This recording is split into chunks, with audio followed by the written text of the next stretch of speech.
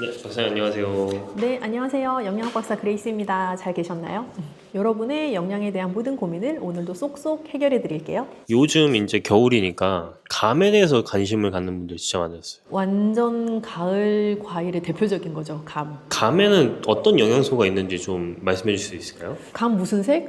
주황색. 그렇지. 그래서 주황색 채소 과일에 많은 건 우리 베타카로틴이라고 몇 번 얘기했었죠. 그래서 베타카로틴이 감에도 굉장히 풍부하고요. 그리고 의외로 우리가 새콤한 과일이 비타민 C가 많다고 생각하시는 분들이 많으신데 감이 비타민 C가 진짜 많아요. 그래서 베타카로틴과 비타민 C가 감에는 아주 풍부하다라고 생각을 하시면 될 것 같고, 우리가 천연 당분이라고 하는 자연 당 성분도 감에 굉장히 많아요. 그래서 감에서 단맛이 나는 건 내가 설탕을 뿌리지 않았지만 그 감 자체가 가지고 있는 고유의 당 성분이 많기 때문이기도 하죠. 감으로 인해서 만들어지는 게 진짜 많잖아요. 단감이 있고 홍시가 있고 연시가 있고 곶감이 있는데 종류가 진짜 많은데 영양소 관점에서 봤을 때 이 중에서 어떤 게 제일 좋은지 잘 모르겠어요. 피디님 뭐 좋아하시는데요, 그 중에? 저는 곶감이랑 홍시를 좋아해요. 뭐 단 거 좋아하시네. 사실 그 감이 감나무에서 딱 열려있는 그 순간의 감은 사실 단감에 가깝고요. 그 단감을 우리가 먹을 때 떨다라는 표현을 하시는 분들이 계시잖아요. 단감 자체는 후숙이 완벽하게 되지 않으면 떨다, 탄닌으로부터 오는 그 떫은 맛이라는 게 나기가 쉽고, 대신 단감 자체는 비타민C가 굉장히 많은 감 종류예요. 근데 그게 후숙이 되어 갈수록 우리가 연시, 반시라고 부르는 반쯤 후숙된 거, 홍시 진짜 완전 후숙된 거, 그리고 말린 거 곶감, 이렇게 생각을 하시면 되는데, 이게 후숙이 돼서 단맛이 많이 나면 날수록 단위 중량당 당분의 함량이 굉장히 높고 모든 영양소가 농축될 수 있다라는 문제? 아닌 문제가 있습니다. 그래서 곶감 아까 좋아하신다고 하셨는데, 곶감은 칼로리도 높고요, 당분도 굉장히 높고, 우리 또 신장 고민 있는 시청자들이 많으신데 칼륨 함량도 굉장히 높아요. 근데 홍시, 연시 이 친구들은 우리 감 먹을 때 이렇게 실같이 나오는 거 있잖아요. 그래서 식이섬유 함량이 높은 편이죠. 지금 얘기로 들어봤을 때는 곶감이 가장 위험하다고 볼 수도 있겠네요. 당뇨가 있으시거나 신장질환이 있으신 분들은 곶감이 위험하죠. 많이 드시면 안 돼요. 한 개 정도. 하루에 한 개. 근데 하루에 한 개를 약처럼 꾸준히 안 드셔도 되고요.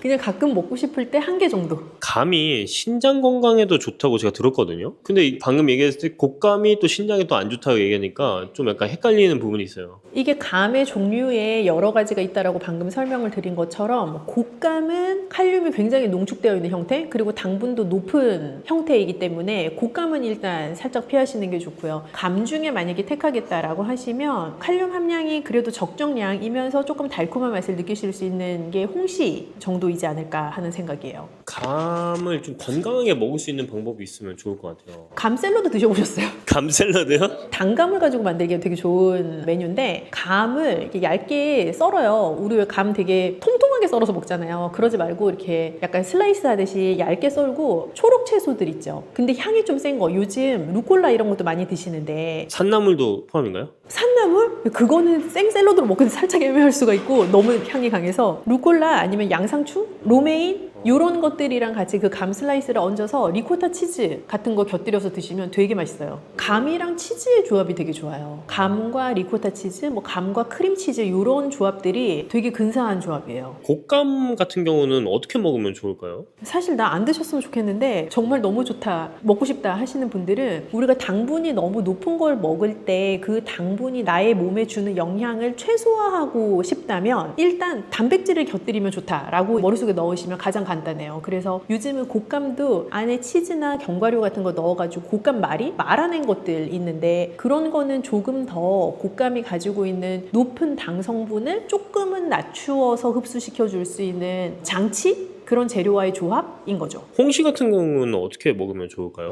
홍시는 자칫하면 앉은 자리에서 한 10개도 먹을 수 있잖아.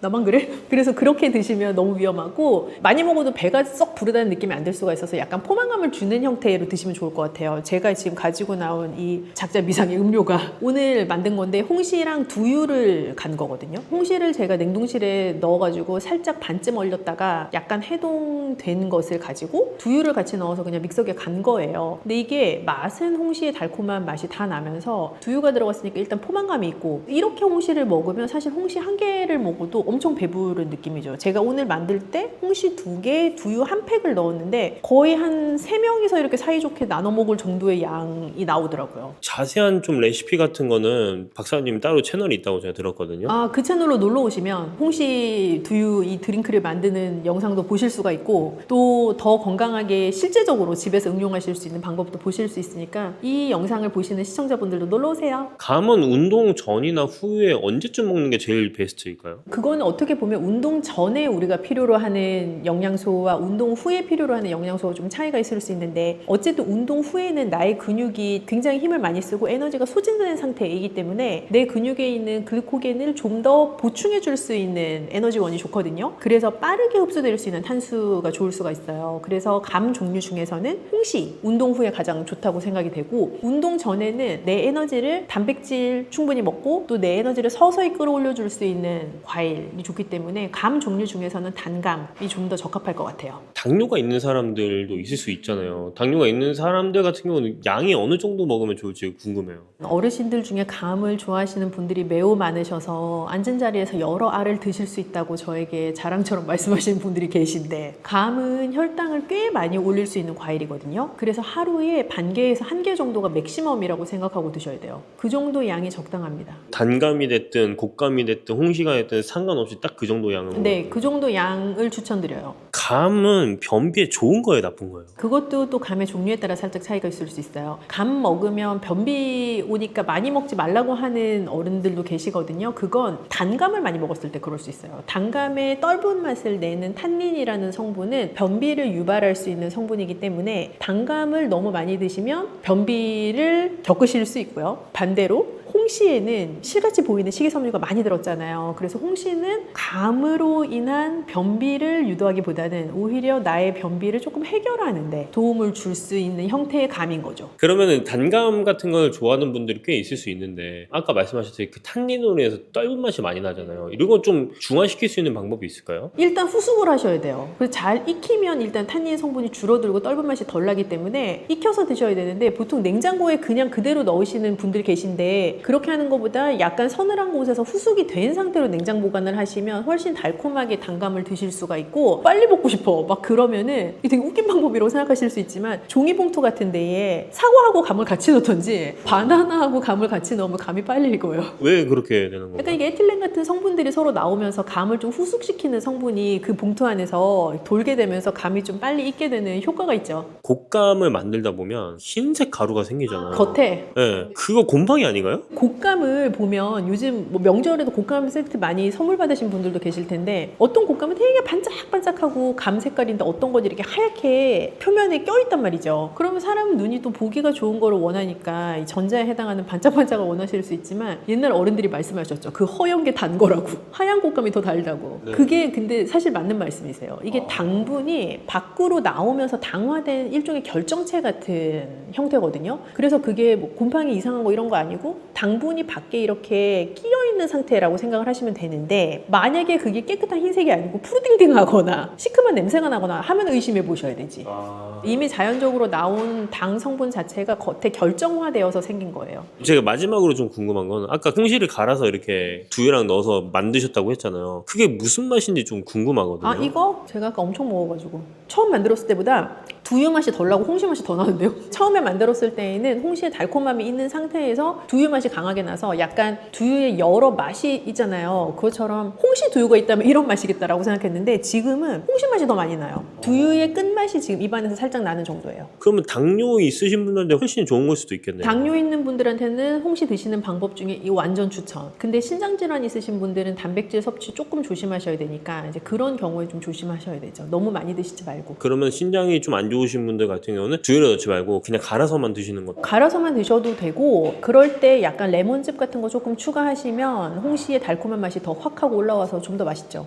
건강하게 드시고 싶은 분들한테 마지막 한마디 해주시면 좋을 것 같아요. 여러분 제가 늘 말씀드리잖아요. 뭘 먹는지도 중요하지만 어느 만큼 먹는지 중요하다고 늘 말씀드리죠. 감은 반 개에서 한 개 정도 그게 적당한 양이다 생각하고 즐겁고 재미있는 감 생활하세요. 네, 박사님 안녕하세요. 네, 안녕하세요. 저희 시니어분들의 워너비 간식 중에 하나가 요거트가 있거든요. 네네네. 제가 듣기로는 그 요거트는 단백질이 높아서 좀 신장에 부담이 될 수 있다고 하던데 그게 사실인가요? 그 질문에 답을 드리기 전에 요거트의 장점을 제가 설파하자면 사실 요거트는 유제품으로 분류가 되는 이제 종류잖아요. 그래서 유제품이 가지고 있는 여러 장점들, 뭐 단백질도 충분히 가지고 있고 칼슘 함량도 높고 나의 소화 기능에도 도움을 줄 수 있는 그런 제품인 것은 분명히 맞고요. 다만 단백질 함량이 꽤 농축적으로 들어가 있는 제품이다 보니까 방금 PD님 물어보신 것처럼 신장 질환자 분들이 섭취할 때는 섭취량에 좀 주의를 기울이셔야 되죠. 요거트를 그냥 먹진 않잖아요. 뭐 딸기맛 요거트 뭐 이런 것처럼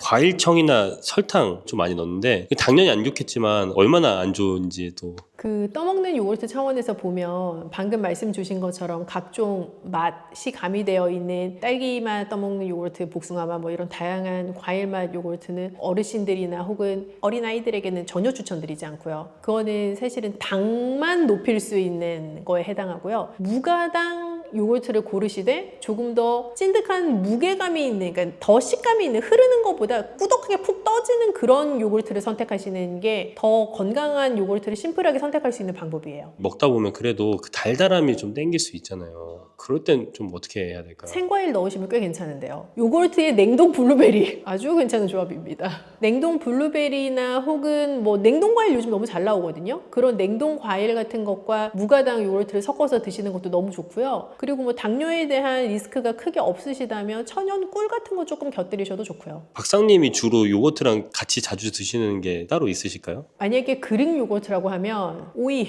오이요? 네. 오이랑 그릭 요거트 진짜 그리스에서 실제로 그렇게 먹는다니까. 오이랑 그릭 요거트 되게 잘 어울리고요. 그리고 레몬즙이랑도 잘 어울려요. 레몬의 그 엄청 새콤한 그 맛이 요구르트랑도 잘 어울리는데 뭐 꿀 같은 거 첨가하셔도 너무 좋고 너무 단맛이 많이 첨가되지 않은 그래놀라 같은 것과 요구르트도 잘 어울리죠. 오이 요거트는 좀 약간 끔찍한 조합인 것 같은데 아 그래요? 네. 드셔보시면 저한테 감사하시게 될걸요? 그 요거트에 칼슘이 있잖아요. 칼슘 섭취 같은 게 신장결석을 만들 수도 있을 것 같아요. 그런 위험성을 얘기를 하려면 또 다시 고함량 보충제 얘기를 해야 되는데요. 칼슘 고함량 칼슘 제제 같은 경우는 장기간 드시게 되면 그런 결석의 리스크가 있을 수 있어요. 그런데 우리가 음식이 칼슘 함량이 아무리 높다고 해도 그 음식을 가지고 내가 결석을 발생시킬 만큼을 먹으려면 정말 많이 먹어야 돼요. 그래서 음식을 가지고 내가 결석까지 갔나? 라는 생각을 하시는 거는 과장이 있는 생각일 수 있고요. 오히려 고함량 영양제를 내가 좀 덜어내야 되는 것이 없는지를 살피시는 게 더 나을 수 있을 것 같아요. 그럼 그릭 요거트를 고를 때 어떤 점을 좀 많이 보는 게 좋을까요? 요즘은 그 통에 가당인지 무가당인지 다 써 있잖아요. 무가당은 아주 큰 글씨로 무가당이라고 광고를 해놨기 때문에 일단 무가당을 고르시는 게 1번이고요. 내가 뭐 먹다가 단맛을 다른 나만의 방법으로 추가를 하더라도 가당된 요거트보다는 무가당이 훨씬 더 추천할 만하죠. 제로 음료나 이런 거 먹으면 오히려 더 몸에 안 좋다 이런 얘기도 좀 많이 하잖아요. 무가당과 그 제로 땡땡 제품들은 전혀 다른 개념인데요. 이제 무가당은 당을 가미하지 않았다라는 뜻이고 제로 음료는 칼로리가 없는 대체당을 사용했다라는 의미라고 생각을 하셔야 돼요. 우리가 설탕을 넣은 것은 아니지만 다른 형태의 당을 넣어서 단맛은 주되 칼로리는 주지 않는다라는 의미로 제로 음료들을 이해를 하셔야 되고 무가당은 그런 단맛 자체를 아예 주지 않았다라는 인위적으로 더 넣지 않았다라는 의미로 이해를 하셔야 돼서 두 개의 카테고리는 좀 다르고요. 질문 주셨던 어떤 제로 땡땡 제품들에 대한 얘기는 대체당이라는 개념이 제가 몇 번 강조드렸던 나의 할머니부터 먹었던 재료는 아니잖아요. 그래서 어떠한 일이 향후에 발생하는 식재료인지는 아직 우리가 정확하게 모르는 거고요. 다만 당을 먹지 않음으로써 이런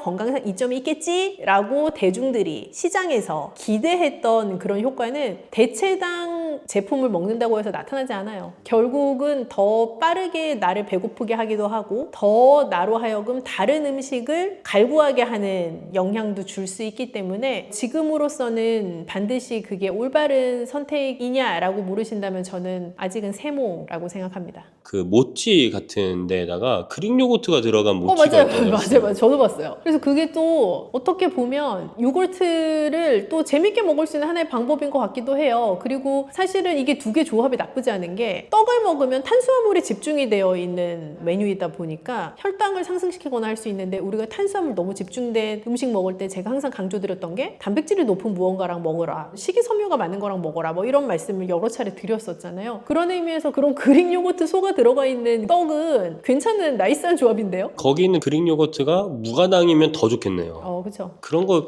근데 맛이 있을지가 좀 궁금하긴 합니다. 그런 거. 그게 매니아들이 있더라고요. 그것만 드시는. 그건 만드시는 분이 있어요. 네. 저는 약간 되게 전통적인 맛을 찾을 것 같은데 또 그릭 요거트 맛을 선호하시는 분들 계신가 봐요. 근데 그런 걸 먹었을 때 실제 영양적으로 봤을 때는 그런 게 조합이 괜찮나요? 배합이 괜찮은지가 좀 궁금해요. 그쵸. 뭐 쌀 자체는 탄수화물이 많은 곡류이면서 다른 잡곡류들 대비해서는 단백질 함량도 좀 낮고 다른 무기질 함량도 좀 낮고 식이섬유 함량도 낮은 이제 곡류인 건데 그릭 요거트 자체는 사실 단백질 함량이 높은 유제잖아요. 그래서 쌀을 많이 먹음으로써 뭐 좀 더 광의로 생각해 보면 탄수화물을 많이 섭취함으로써 나타날 수 있는 혈당의 상승을 좀 보완해 줄 수도 있고요. 둘 사이에 영양소를 서로 가지지 않은 것들을 같이 먹게 되니까 영양소 섭취 차원에서도 좀 균형 있는 섭취가 될 수 있죠. 번외적인 질문인데 유산균을 또 어떻게 배합을 하느냐에 따라서 치매 개선에 도움이 된다는 얘기가 또 있어요. 이게 이제 어떤 차원에서 생각하면 요즘 가장 핫한 연구 주제에 해당하는 장 건강과 브레인 건강 사이에서의 어떤 상호 관계가 있느냐의 문제이기도 해요. 유산균을 어떻게 배합해서 치매 개선 혹은 예방 효과가 있다라는 작은 형태의 정의로 설명할 수 있다기보다는 내 장내 유산균 밸런스를 어떻게 장내 미생물 밸런스를 어떻게 유지를 해야 내 뇌 건강에 영향이 있느냐라는 좀 큰 연구 주제 하에서 굉장히 많은 연구팀에서 연구하고 있는 거죠. 마지막으로 그릭 요거트를 좀 건강하게 드시고 싶은 분들에게 한마디 이제 얘기해 주시면 좋을 것 같습니다. 그릭 요거트는 사실 간식으로 선택하기에 굉장히 좋은 제품인데요. 더 좋은 건강한 선택을 하시려면 무가당 그릭 요거트를 택하시고 맛있다고 한 번에 너무 많이 드시지 말 것. 그 두 가지의 지침을 생각해 주시면 될 것 같아요. 기호에 따라서는 전복 내장을 넣은 전복죽을 좋아하시는 분도 계시고 전복 내장을 넣지 않고 그냥 하얗게 끓인 전복죽을 좋아하시는 분도 계신데 이건 정말 기호의 차이이니까 드시는 분의 기호를 잘 맞춰서 끓이면 이제 드시는 분께서 더 맛있게 드실 수가 있겠죠. 안녕하세요. 영양학 박사 그레이스입니다. 그 전복 영양 음식으로 너무 잘 알려 있는데 구체적으로 전복에 어떤 효능이 있는지 그런 거 좀 알고 싶어요. 진짜 전복만큼 사실 보양 재료로 여겨지는 게 더 있을까요? 되게 많은 보양 재료가 있지만 아마 앙케이트 하면은 탑3에 드는 것 중에 하나 아닐까 싶어요. 전복. 우리나라 사람들의 머릿속에 굉장한 보양 재료로 인지가 되어 있고 전복 자체는 사실은 바다에서 나는 재료이긴 한데 거의 땅에서 나는 삼이랑 비슷하다라고 할 만큼 아주 추앙받는 보양 재료죠. 근데 그도 약간 그럴만한 게 단백질 함량이 높은 재료인데 지방 함량은 굉장히 낮고 맛 자체가 일단 고급스러운 고소함이 있잖아요. 그래서 사실은 남녀노소 거의 가리지 않고 그 맛을 싫어하는 사람은 거의 없는 것 같아요. 그렇다 보니 맛이 좋아야 뭘 먹고 효과도 있을 거잖아요. 많이 드실 수 있는 기호도를 가지고 있는 식재료, 몸에도 좋은 재료, 그렇다 보니 더 좋은 보양 재료라고 여겨지는 것 같아요. 그 전복을 그 맛으로도 드시는 분들이 있고 좀 환자분들도 굉장히 많이 드시잖아요. 병우 회복에는 사실은 굉장히 좋은데 그 이유가 단백질 함량이 높고 지방이 낮다라고 말씀드렸는데 소화는 또 잘 되고요. 그런데 단백질 함량이 높은 재료이면서도 무기질을 같이 굉장히 고함량으로 가지고 있는 재료인 거예요. 그런 재료는 사실 흔치가 않아요. 그래서 무기질 중에서 아연도 굉장히 높고 셀레늄도 높고요. 면역력을 높여줄 수 있는 영양소는 전복이 일단 다 갖고 있어요.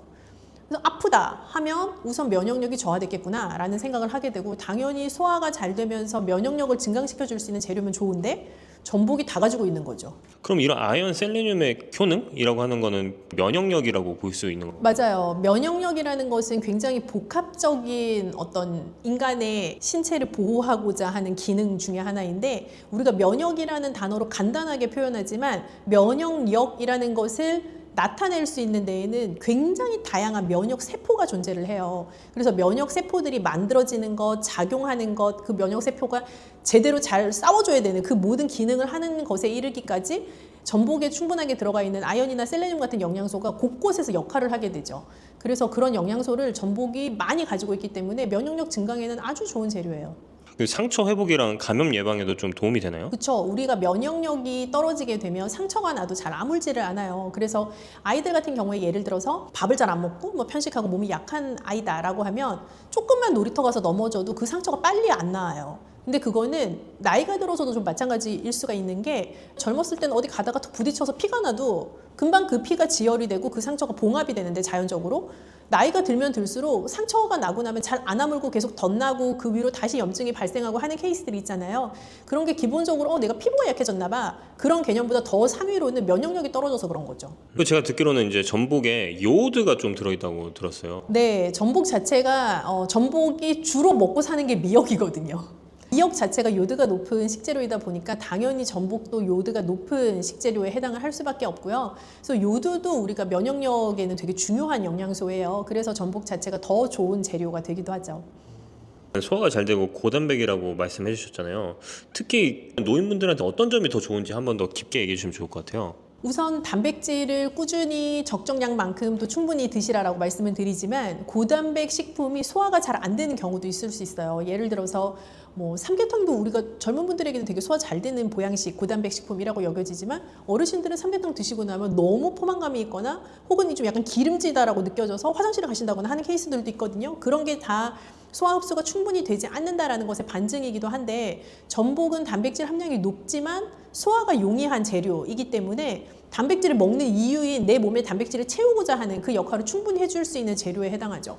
그래서 어르신들이 정말 아주 고품질의 단백질, 양질의 단백질을 드시고 싶다라고 할 때 전복은 굉장히 좋은 재료예요. 근감소증 예방하는 데도 좀 도움이 될 수 있고. 근육을 잘 관리하는 데에도 충분히 도움이 될 수 있는 재료이죠. 그리고 이제 하체 운동을 하면서 먹으면 또 하체 근육이 또 늘 수도 있고 연골에도 좋을 수도 있는. 그러면 이 전복죽도 어떤 레시피로 하느냐에 따라서 맛이 달라질 수 있잖아요. 그래서 전복죽을 좀 맛있게 끓이는 박사님만의 그런 노하우가 좀 있을지.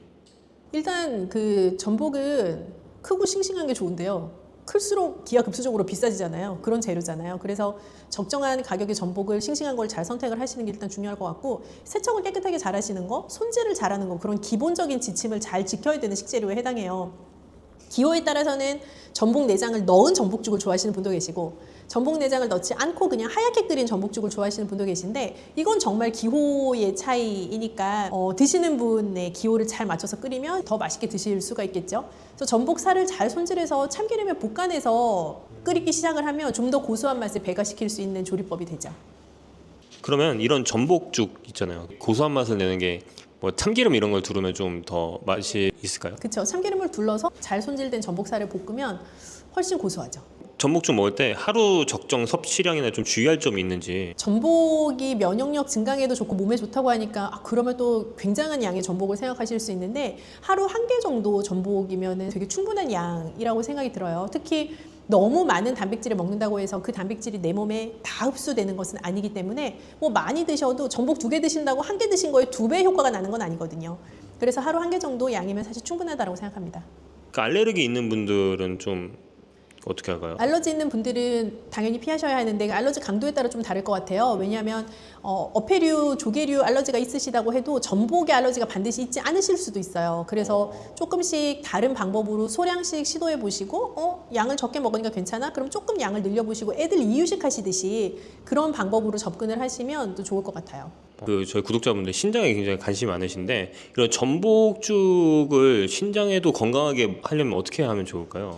전복이 이제 고단백 식품이다 보니까 또 다시 돌아가자면 단백질을 너무 과량 먹지 않는다, 한 번에 너무 많이 먹지 않는다, 이 두 가지 원칙을 지켜야 되는 재료에 해당을 해요. 그래서 너무 많은 단백질을 드시지 않도록 주의를 하시면 좋겠고 요드도 높은 식재료이다 보니까 신장에도 사실 살짝 무리가 갈 수가 있어요. 그래서 너무 많은 전복을 한 번에 먹지 않겠다라고 생각하시면 뭐 기력 회복하시고 입맛을 돋우는 데는 굉장히 좋은 메뉴가 됩니다. 네, 그리고 근육 보강에도 좀 도움이 되고 확실히 면역력 자체가 좋아지니까 이렇게 소량으로 시도해보는 것도 되게 좋은 것 같습니다. 네. 좀 프리미엄 중에 프리미엄 죽을 좀 할 네. 전복죽이잖아요. 전복죽 어떻게 하면 맛있게 먹을 수 있을까요?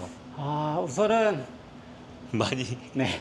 많이 많이 넣어야 넣으면 됩니다. 되나요? 네네. 아, 질 좋은 재료를 많이.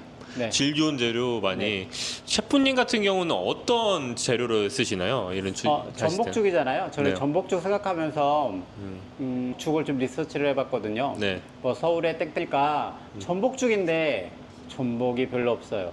아, 전복죽은 좀 비싼 죽이잖아요. 근데 네. 거기라도 올리고 전복을 더 넣지. 아, 약간 그런 피드백들이 있는 거예요.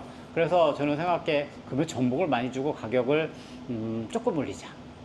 너무 비싸면 안 되니? 그럼 남는 게 있을까요? 그래서 이제 직거래나 뭐 그런 것들도 있으니까 그래서 네. 이제 좀 많이 찾아봤죠. 완도에서 대전복들도 생각보다 싸더라고요. 아, 네, 이 꿀팁이네요, 이거. 구독자분. 그래, 요 조그만 전복들 있잖아요. 근데 여기는 2만 원. 오. 그래서 이제 큰 전복들이 더 맛있잖아요, 원래는. 네. 그래서 그런 것들을 사용하고 있고, 그리고 이제 그 전복 내장도 잘 손질을 해서 소스처럼 만들어서 쓰고 있습니다. 아, 네. 그럼 오늘 준비하신 재료 한번 소개해 주시죠. 메인 재료인 전복인데, 이 전복은 저희가 이제 완전 횟감 상태로 온 전복을 제가 손질한 거예요. 아, 이 전복을 다 손질을 해서 다 썰어서 얘를 살짝 볶아서 여기 육수랑 같이 해서 냉동시킨 거고요. 그리고 얘도 이제 전복 내장인데 제가 소스처럼 만든 거예요. 아. 그래서 이제 전복 내장도 다 손질을 해서 갈아서 그 육수랑 같이 소스를 만들어서 냉동시켜 놔서 이제 쓰고 있는 거고요. 네. 그리고 이제 야채가 5종 정도 있는 야채들이 들어간답니다. 오종이면 뭐가 들어있나요? 여기 야채는 파랗게 보이는 것들이 애호박이고요. 하얀 것들은 양파, 그리고 감자, 양배추, 그리고 당근, 네, 이런 거죠. 뭔가 비쌀 때 있고 쌀 때 있기도 하잖아요. 그래서 우선은 저 시간 날 때 다 이렇게 썰어놔서 데친 다음에 냉동을 시켜 놓거든요. 고객님들도 뭐 보시는 그 시청자님들도 집에 이제 야채들 많잖아요. 야채들 집에 해가지고 안 쓴다고 하면 냉동 시켜 놨다가 나중에 죽 이렇게 해 드시면 좋을 것 같습니다. 아, 네. 이 준비가 다 끝나신 건가요? 네, 맞습니다. 이렇게만 준비해 놓으시면 전복이 손질하는 게 좀 시간이 오래 걸려요. 그러다 보니 이제 보이지만 복잡하죠. 그러니까요. 이거 만들기 쉽지 않을 것 같은데요. 네, 이 그렇죠. 손질한 거. 네. 한번 보여주시죠. 네, 우선은 이 육수를 이제 한 컵 반 정도 분량으로 붓게 됩니다. 그리고 야채는 반 컵 정도. 반 컵. 이 죽밥은 아까 육수처럼 한 컵 반 정도 분량으로 밥을 넣어주시면 되고요.